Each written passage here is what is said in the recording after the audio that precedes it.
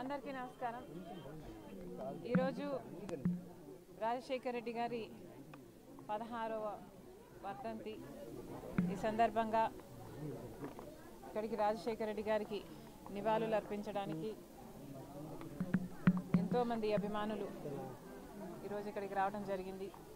వారందరికీ కృతజ్ఞతలు చెప్పుకుంటూ, రాలేకపోయిన వారికి కూడా రాజశేఖర రెడ్డి గారిని ఎంతో ప్రేమించిన వారు ఎంతోమంది ఉన్నారు.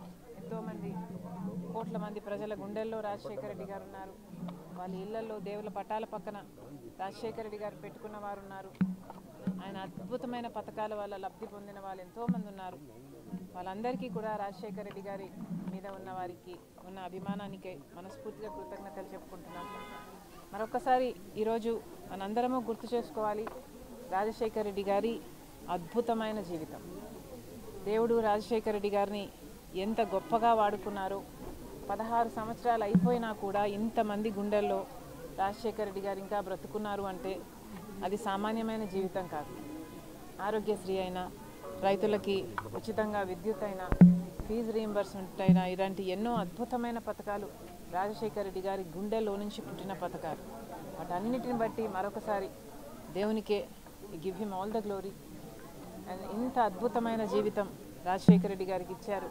అందును బట్టి ఇంత ఆదరణ ప్రజలు రాజశేఖర రెడ్డి గారికి ఇచ్చారు. అందును బట్టి అందరికీ మరొకసారి కృతజ్ఞతలు చెప్పుకుంటూ, మరి ముఖ్యంగా రాజశేఖర రెడ్డి గారు చనిపోతే ఆ బాధను భరించలేక, ఆ నిజాన్ని జీర్ణించుకోలేక ఆయన వెనకాలే దాదాపు 700 మంది వాళ్ళ ప్రాణాలు వదలటం జరిగింది.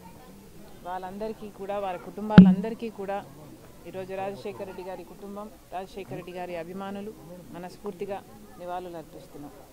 జోహార్ వైఎస్ఆర్. జోహార్ వైఎస్ఆర్. అన్నమయ్య జిల్లాలో నిన్న సీఎం చంద్రబాబు నాయుడు గారు పర్యటించారు. అన్నమయ్య ప్రాజెక్టు అన్పొలిటికల్ టుడే నిన్న ట్వీట్ చేయడం జరిగింది.